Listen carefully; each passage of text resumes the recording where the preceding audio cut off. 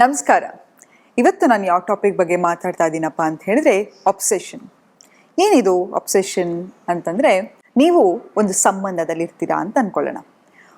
ಆ ವ್ಯಕ್ತಿ ಅಂತಂದರೆ ನಿಮಗೆ ಯಾವಾಗಲೂ ಆ ವ್ಯಕ್ತಿ ಬಗ್ಗೆ ಯೋಚನೆ ಬರ್ತಾ ಇರುತ್ತೆ. ಒಳ್ಳೇದಾಗಿರ್ಬೋದು, ಕೆಟ್ಟದಾಗಿರ್ಬೋದು, ಅವ್ರು ಏನು ಮಾಡ್ತಿದ್ದಾರೆ, ಎಲ್ಲಿದ್ದಾರೆ, ಎಲ್ಲಿ ಹೋಗ್ತಿದ್ದಾರೆ, ಯಾರ ಜೊತೆ ಮಾತಾಡ್ತಾ ಇದ್ದಾರೆ, ನನ್ನ ಫೋನ್ ಮಾಡಿಲ್ಲ, ನನ್ನ ಮೀಟ್ ಮಾಡಿಲ್ಲ, ಹೀಗೆ ಸದಾ ಆ ವ್ಯಕ್ತಿ ಬಗ್ಗೆ ಯೋಚನೆ ಮಾಡ್ತಾ ಇರೋದಾಗಿರ್ಬೋದು. ಅಥವಾ ಅವರು ಏನೇ ಹೇಳಿದ್ರು ಅದನ್ನು ಪದೇ ಪದೇ ಆಲೋಚನೆ ಮಾಡ್ತಾ ಇರೋದಾಗಿರ್ಬೋದು. ಓವರ್ ಥಿಂಕ್ ಮಾಡ್ತಾ ಇರೋದಾದರೆ ನೀವು ಒಬ್ಬ ವ್ಯಕ್ತಿ ಮೇಲೆ ಅಬ್ಸೆಷನ್ಗೆ ಒಳಗಾಗಿದ್ದೀರ. ನೋಡಿ, ಎಲ್ಲರಿಗೂ ಸಂಬಂಧ ಅನ್ನೋದು ಮುಖ್ಯ ಅಲ್ವಾ? ನಾವೆಲ್ರಿಗೂ ನಮಗೆ ಒಂದು ಸಂಗಾತಿ ಅನ್ನೋದು ಒಂದು ಮುಖ್ಯವಾದ ಅಂಶ. ಆದರೆ ನಾವು ಒಂದು ರಿಲೇಶನ್ಶಿಪ್ಗೆ ಯಾಕೆ ಹೋಗ್ತೀವಿ? ನಾವು ಆಲ್ರೆಡಿ ನಮ್ಮ ಲೈಫಲ್ಲಿ ಖುಷಿಯಾಗಿರ್ತೀವಿ. ಇನ್ನೊಬ್ರು ವ್ಯಕ್ತಿ ನಮ್ಮ ಜೀವನದಲ್ಲಿ ಬರ್ತಾ ಇದ್ದಾರೆ ಅಂತ ಹೇಳಿದ್ರೆ ಅವರು ಸಂತೋಷವನ್ನು ತರಬೇಕು, ನಾವು ಅವರಿಗೆ ಸಂತೋಷವನ್ನು ಕೊಡಬೇಕು. ಆದರೆ ಈ ರಿಲೇಶನ್ಶಿಪ್ಪಿಂದ ಅವ್ರು ಎಲ್ಲಿ ಹೋಗ್ತಿದ್ದಾರೆ, ಏನು ಮಾಡ್ತಿದ್ದಾರೆ, ಅವ್ರು ಯಾರ ಜೊತೆ ಮಾತಾಡ್ತಿದ್ದಾರೆ, ಯಾರಿಗೆ ಮೆಸೇಜ್ ಮಾಡ್ತಿದ್ದಾರೆ, ಕಾಲ್ ಮಾಡ್ತಿದ್ದಾರೆ, ಯಾರನ್ನ ಮೀಟ್ ಮಾಡ್ತಿದ್ದಾರೆ, ಹೀಗೆ ಪ್ರತಿ ಸತಿ ಹೋಗೋದು, ಅವ್ರ ಇನ್ಸ್ಟಾಗ್ರಾಮ್ ನೋಡೋದು, ಫೇಸ್ಬುಕ್ ನೋಡೋದು, ಅಥವಾ ಪದೇ ಪದೇ ಆ ವ್ಯಕ್ತಿ ಬಗ್ಗೆ ಯೋಚನೆ ಮಾಡ್ತಾ ಇದ್ರೆ ನಮಗೆ ಆ ವ್ಯಕ್ತಿ ಮೇಲೆ ಅಬ್ಸೆಷನ್ ಇದೆ ಅಂತ. ಇದೇನೋ ಒಂದು ಡಿಸಾರ್ಡರಾ ಅಂತಲ್ಲ, ಆದರೆ ಇದನ್ನು ಕಂಟ್ರೋಲ್ ಮಾಡದೇ ಇದ್ದರೆ ಖಂಡಿತವಾಗ್ಲೂ ಅದು ಒಂದು ಡಿಸಾರ್ಡರ್ ಆಗೇ ಆಗತ್ತೆ. ಅದನ್ನು ಹೇಗೆ ಕಂಟ್ರೋಲ್ ಮಾಡೋದು? ಒಬ್ಬ ವ್ಯಕ್ತಿ ಬಗ್ಗೆ ನೆನೆಸ್ಕೋತಾ ಇದ್ದೀವಿ, ಪ್ರೀತಿ ಮಾಡ್ತಿದ್ದೀವಿ ಅಂದರೆ ತಪ್ಪ? ಪದೇ ಪದೇ ಹೋಗಿ ಅವ್ರ ಬಗ್ಗೆ ಯೋಚನೆ ಮಾಡೋದು, ಲಾಸ್ಟ್ ಸೀನ್ ನೋಡೋದು, ಆನ್ಲೈನ್ ಇದ್ದಾರಾ ಅಂತ ನೋಡೋದು, ಇನ್ಸ್ಟಾಗ್ರಾಮಲ್ಲಿ ಏನು ಹಾಕಿದ್ದಾರೆ ಅಂತ ನೋಡೋದು, ಫೇಸ್ಬುಕ್ಕಲ್ಲಿ ಏನು ಹಾಕಿದ್ದಾರೆ ಅಂತ ನೋಡೋದು, ಅಥವಾ ಅವ್ರ ಬಗ್ಗೆ ಪದೇ ಪದೇ ಗೊತ್ತಿರ್ತಕ್ಕಂಥ ಫ್ರೆಂಡ್ಸ್ ಹತ್ರ ಕೇಳೋದು, ಅದರಲ್ಲಿ ಏನು ತಪ್ಪು ಅಂತ ಹೇಳಿದರೆ ಖಂಡಿತವಾಗ್ಲೂ ತಪ್ಪು. ನೋಡಿ, ಇದು ಯಾಕೆ ಬರುತ್ತೆ ಅಬ್ಸೆಷನ್ ಅಂತ ಹೇಳಿದರೆ ಲ್ಯಾಕ್ ಆಫ್ ಸೆಲ್ಫ್ ಡಿಸಿಪ್ಲಿನಿಂದ ಒಂದು. ಇನ್ನೊಂದು, ನಮ್ಮ ಮೇಲೆ ನಮಗೆ ನಂಬಿಕೆ ಇಲ್ಲ. ಯಾವಾಗ ನೋಡಿ, ಯಾವತ್ತೂ ತಿಳ್ಕೊಳ್ಳಿ, ನಿಮ್ಮ ಹತ್ರ ಏನು ಇರಲ್ವೋ ಅದನ್ನು ಬೇರೆ ವ್ಯಕ್ತಿ ಹತ್ರ ಇಷ್ಟಪಡ್ತಾ ಹೋಗ್ತೀರಾ. ನೋಡಿ, ಒಂದು ವ್ಯಕ್ತಿ ಹತ್ರ ಹೋಗ್ಬಿಟ್ಟು ನನಗೆ ಪ್ರೀತಿ ಕೊಡು ಅಂತ ನಾವು ಯಾಕೆ ಕೇಳ್ತೀವಿಯಪ್ಪ ಅಂತ ಹೇಳಿದರೆ ನಮ್ಮ ಮೇಲೆ ನಮಗೆ ಪ್ರೀತಿ ಇರಲ್ಲ.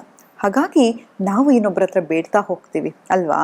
ನಮಗೆ ಯಾವಾಗ ನಮ್ಮ ಮೇಲೆ ಪ್ರೀತಿ ಇರುತ್ತೋ ನಾವು ಅವರನ್ನು ಕೇಳ್ತಾ ಹೋಗ್ತೀವ? ಇಲ್ಲ.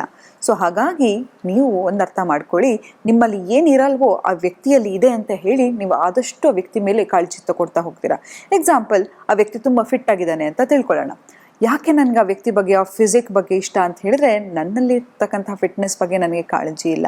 ಮತ್ತು ಅವ್ರ ಹತ್ರ ಏನೋ ಒಂದಿರುತ್ತೆ, ನಿಮ್ಮ ಹತ್ರ ಇರಲ್ಲ. ಅಥವಾ ಅವರು ತುಂಬ ಚಾರ್ಮಿಂಗ್ ಆಗಿರ್ತಾರೆ, ಎಲ್ಲಿ ಹೋದರೂ ಜನ ಅವರನ್ನು ಅಟ್ರಾಕ್ಟ್ ಆಗ್ತಾ ಇರ್ತಾರೆ, ಅವ್ರಿಗೆ ಇಷ್ಟು ಜನ ಫಾಲೋವರ್ಸ್ ಇರ್ತಾರೆ, ಅಥವಾ ಮತ್ತೊಂದು ಇದ್ದರೆ ನಿಮ್ಮನ್ನು ನೀವು ಆ ಇಂಪ್ರೂವ್ಮೆಂಟನ್ನು ಮಾಡ್ಕೊಳ್ಳೋದ್ರ ಮೇಲೆ ಫೋಕಸ್ ಮಾಡಿ.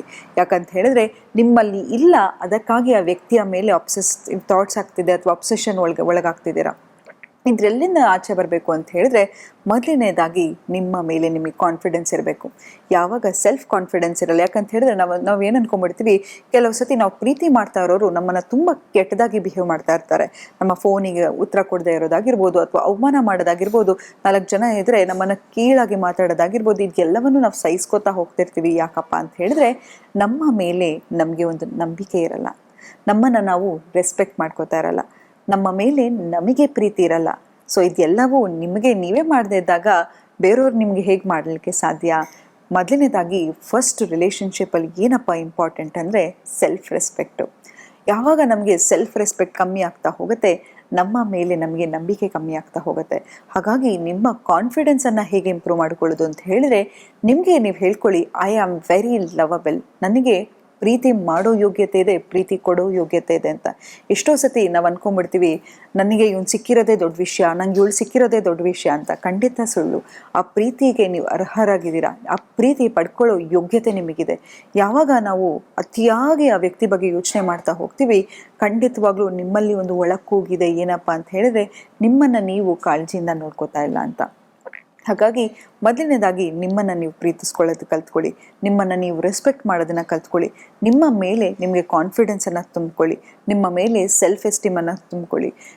ಎಲ್ಲವ ಅಟೆನ್ಷನನ್ನು ನಿಮ್ಮ ಕೆರಿಯರ್ ಮೇಲೆ ಹಾಕೋದಾಗಿರ್ಬೋದು, ನನ್ನ ಸೆಲ್ಫ್ ಗ್ರೋತ್ ಮೇಲೆ, ಸೆಲ್ಫ್ ಡೆವಲಪ್ಮೆಂಟ್ ಮೇಲೆ ಹಾಕೋದು ಕಲ್ತ್ಕೊಳ್ಳಿ.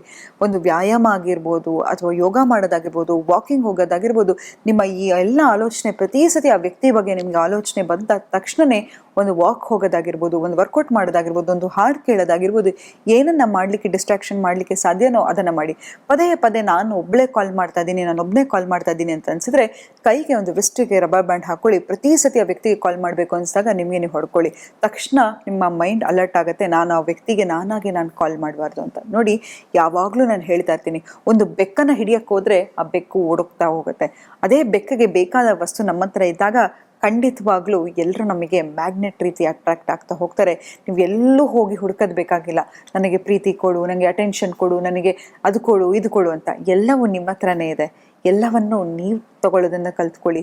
ಯಾವಾಗ ನಿಮ್ಮ ಎಮೋಷನ್ಸನ್ನೇ ನೀವು ಕಂಟ್ರೋಲ್ ಮಾಡೋಕ್ಕಾಗತ್ತೆ, ಆಗ ಯಾರು ನಿಮ್ಮ ಎಮೋಷನ್ ಜೊತೆ ಆಟಾಡೋಕ್ಕಾಗಲ್ಲ.